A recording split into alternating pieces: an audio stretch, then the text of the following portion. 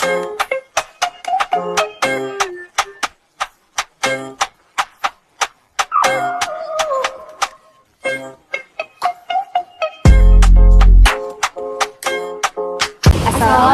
warahmatullahi wabarakatuh. Kami dari kelompok 33 tentang fungsi advokat dalam SPP di Indonesia.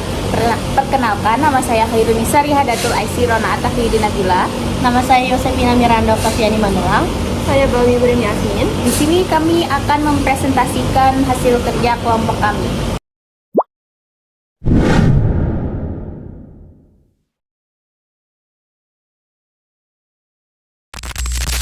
Menurut pasal 1 ayat 1 Undang-Undang Nomor 18 Tahun 2003 tentang advokat, advokat adalah orang yang berprofesi memberi jasa hukum baik di dalam maupun di luar pengadilan yang memenuhi persyaratan dan berdasarkan ketentuan undang-undang advokat tersebut.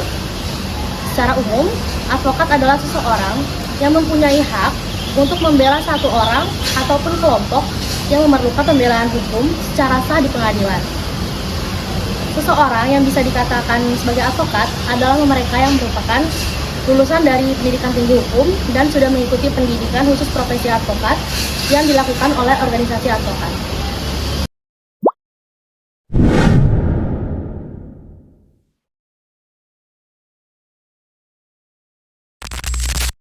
Dasar hukum lembaga advokat di Indonesia adalah Undang-Undang Nomor 18 Tahun 2003 tentang advokat.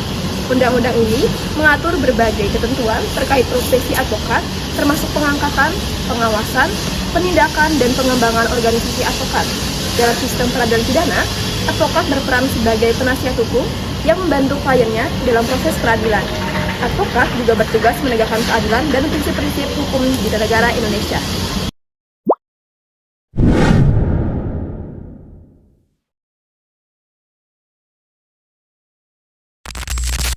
Berikut adalah subsistem advokat, fungsinya dan dasar hukum berdasarkan UU Nomor 18 Tahun 2003 tentang advokat dan peraturan terkait.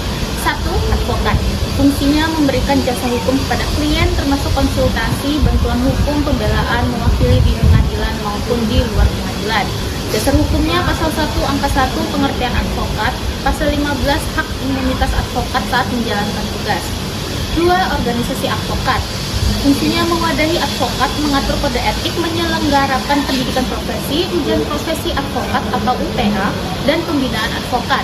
Dasar hukumnya pasal 28-32 pengaturan tentang organisasi advokat, pasal 30 ayat 1 organisasi advokat wajib membentuk Dewan Kehormatan dan Komisi Pengawas. 3. Pendidikan khusus profesi advokat atau PKPA. Fungsinya memberikan pelatihan dan pemahaman hukum bagi calon advokat sebelum mengikuti UPA. Dasar hukum pasal 2 ayat 1 dan 2, syarat menjadi advokat termasuk mengikuti pendidikan khusus. 4. Ujian profesi advokat atau UPA.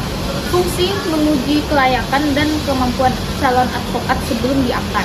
Dasar hukumnya pasal 3 ayat 1, salah satu syarat diangkat menjadi advokat adalah lulus ujian yang diselenggarakan organisasi advokat.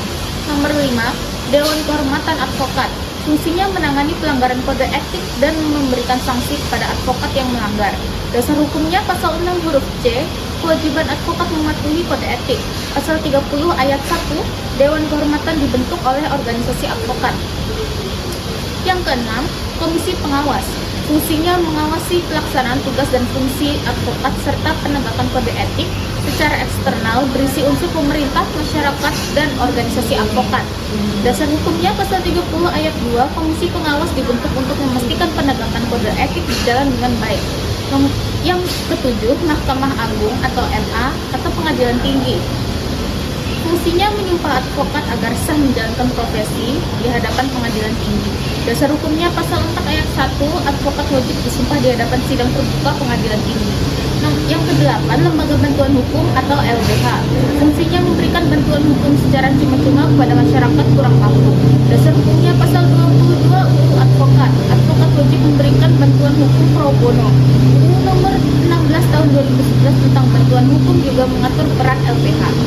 Sekian presentasi dari kami. Salam bila mohon maaf. Wassalamualaikum warahmatullahi wabarakatuh.